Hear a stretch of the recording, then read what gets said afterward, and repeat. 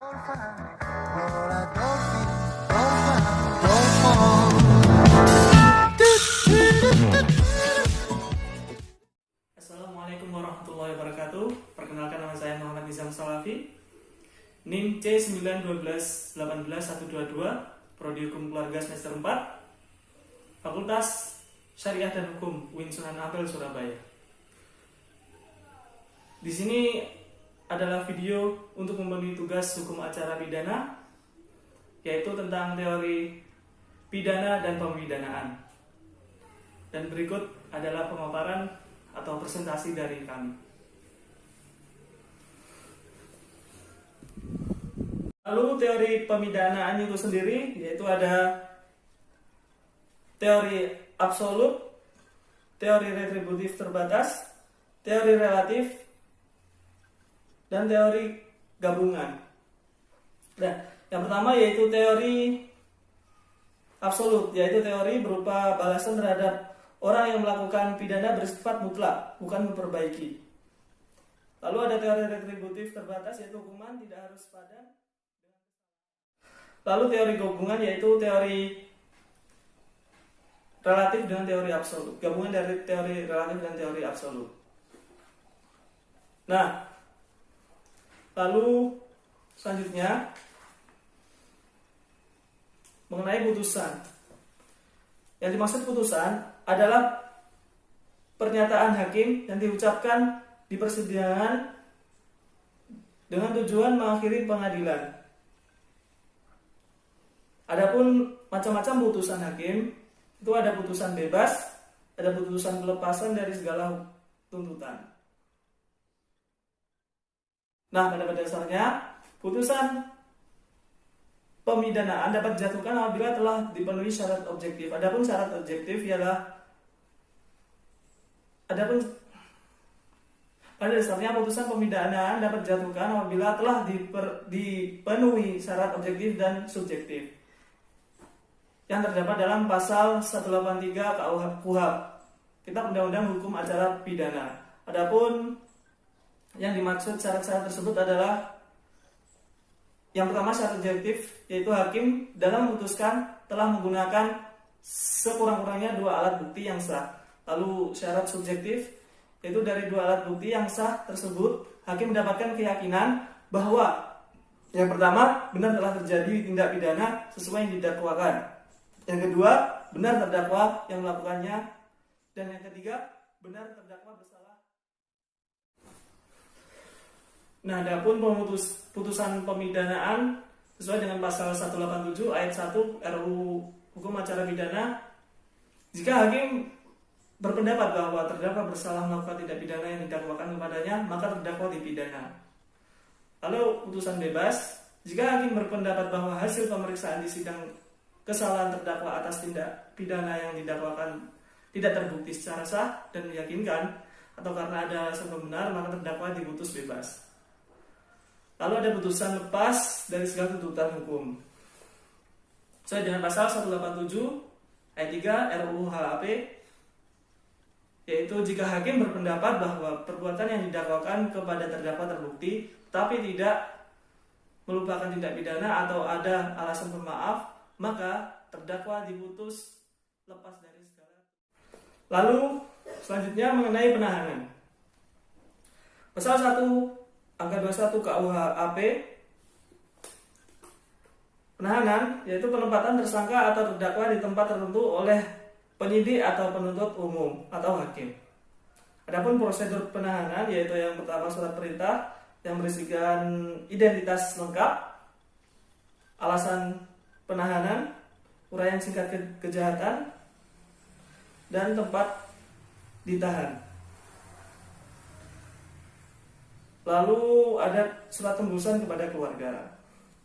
Dan selanjutnya macam-macam jenis penahanan berdasarkan pasal 22 KUHP, yaitu yang pertama penahanan rumah tahanan negara, lalu penahanan rumah, dan tahanan kota. Lalu selanjutnya lama penahanan.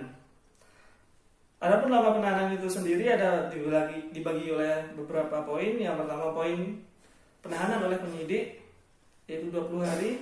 ditambah 40 hari sesuai dengan pasal 24. Oleh penuntut umum ditahan lama penahanannya 20 hari ditambah 30 hari sesuai dengan pasal 25. Lalu penahanan lama penahanan oleh hakim yaitu 30 hari plus 60 hari sesuai dengan pasal 26. Lebih dari itu, pada saat penyidikan, penuntutan bersyarat dapat diberikan kepada narapidana yang telah memenuhi syarat-syarat sebagai berikut. Yang pertama, telah menjalani masa pidana paling singkat 2/3 dengan ketentuan 2/3 masa pidana tersebut paling sedikit 9 bulan. Lalu yang kedua, berkelakuan baik selama menjalani masa pidana paling singkat 9 bulan terakhir dihitung sebelum tanggal 2/3 masa pidana.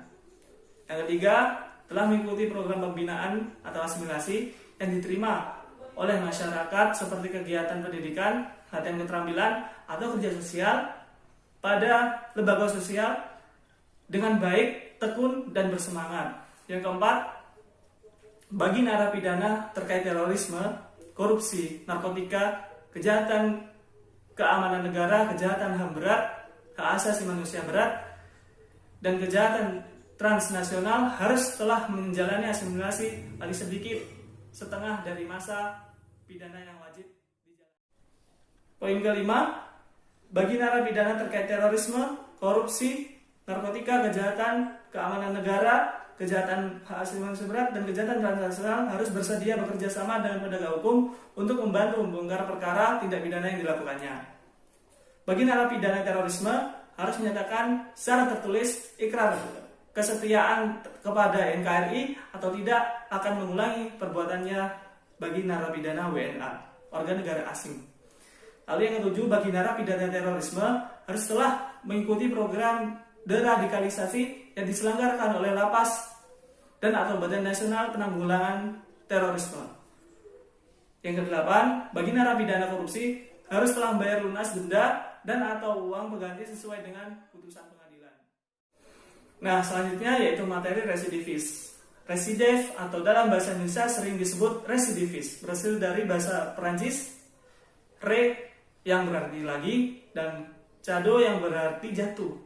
Dan dalam arti luas, residivis atau pengulangan tindak pidana adalah pengulangan kembali tindak pidana atau kriminal yang sebelumnya biasa dilakukannya setelah dikenai hukuman dalam kurun waktu tertentu, dan untuk tindak pidananya bisa sejenis atau berbeda.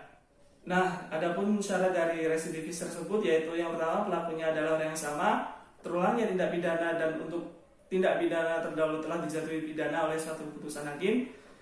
Selanjutnya, si pelaku sudah pernah menjalani hukuman yang dijatuhi kepadanya. Adanya pengulangan dalam jangka waktu tertentu. Yang pertama, setelah pidana tersebut dilaksanakan seluruhnya atau sebagian. Yang selanjutnya, sejak pidana tersebut seluruhnya dihapuskan. Dan apabila kewajiban menjalankan pidana itu belum daluarsa dan pelaku yang sama itu melakukan tindak pidana lagi. Aturan pengulangan kejahatan hukuman ditambah dengan 1/3. Selanjutnya yaitu penyelidikan dan penyidikan. Penyelidikan adalah kegiatan untuk menentukan suatu peristiwa merupakan tindak pidana atau bukan. Nah, penyidikan adalah kegiatan mencari alat bukti untuk menentukan tersangka. Adapun tujuan dari penyidikan itu, yang pertama, menemukan alat bukti, yang kedua, membuat terang perkara, yang ketiga, menentukan tersangka. Setelah dilakukan penyidikan,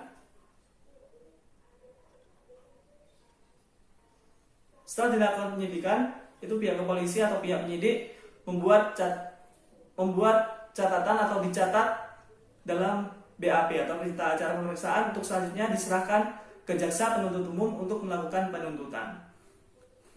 Nah, selanjutnya yaitu asas oportunitas. Asas oportunitas adalah salah satu asas terpenting di dalam hukum acara pidana Indonesia. Asas oportunitas yaitu mengesampingkan perkara demi kepentingan umum. Dalam konteks hukum acara pidana, asas oportunitas ini merupakan pengecualian dari asas legalitas yang berarti tiap perbuatan pidana harus dituntut atau nullum crimen sine qua legali. Menurut pasal 14 KUH KUHP merupakan wewenang Jaksa Agung dengan pertimbangan dari pemerintah dan DPR untuk menyampaikan perkara demi kepentingan umum. Contoh kasusnya dari asas oportunitas ini yaitu dalam kasus Bibit Samartianto dan Chandra Muhammad Hamzah yang disepakati menjadi tersangka dalam kasus tindak kriminalisasi, namun kasus tersebut tidak diproses lantaran ditakutkan mengganggu kinerja KPK yang menaungi kepentingan umum karena keduanya merupakan pimpinan KPK.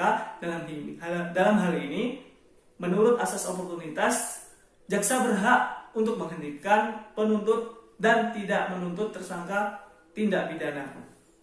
Selanjutnya adalah in dubio pro reo, yaitu ada keraguan terhadap terdakwa salah atau tidak, maka diambil yang menguntungkan bagi terdakwa. Maksudnya yaitu apabila seorang hakim itu memiliki keraguan untuk memutuskan suatu perkara, apakah seseorang itu salah atau tidak, maka yang dipilih adalah perkara yang menguntungkan bagi terdakwa. Nah, selanjutnya yaitu barang bukti dan alat bukti.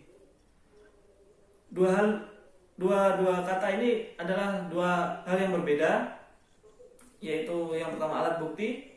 Alat bukti yang sah adalah keterangan saksi ahli, surat petunjuk, dan keterangan terdakwa. Adapun barang bukti, yang dimaksud barang bukti yaitu benda yang dapat disita. Demikian tadi penjelasan dari saya mengenai teori pidana dan pemidanaan. Apabila ada kata-kata yang kurang pas atau yang tidak mengenakan di hati, mohon dimaafkan. Lalu karena saya baru pertama kali ini untuk tampil di depan layar, baik layar video ataupun layar-layar yang lain, saya agak gugup. Mohon maaf apabila terbata-bata. Demikian yang dapat kami sampaikan. Terima kasih. Wassalamualaikum warahmatullahi wabarakatuh.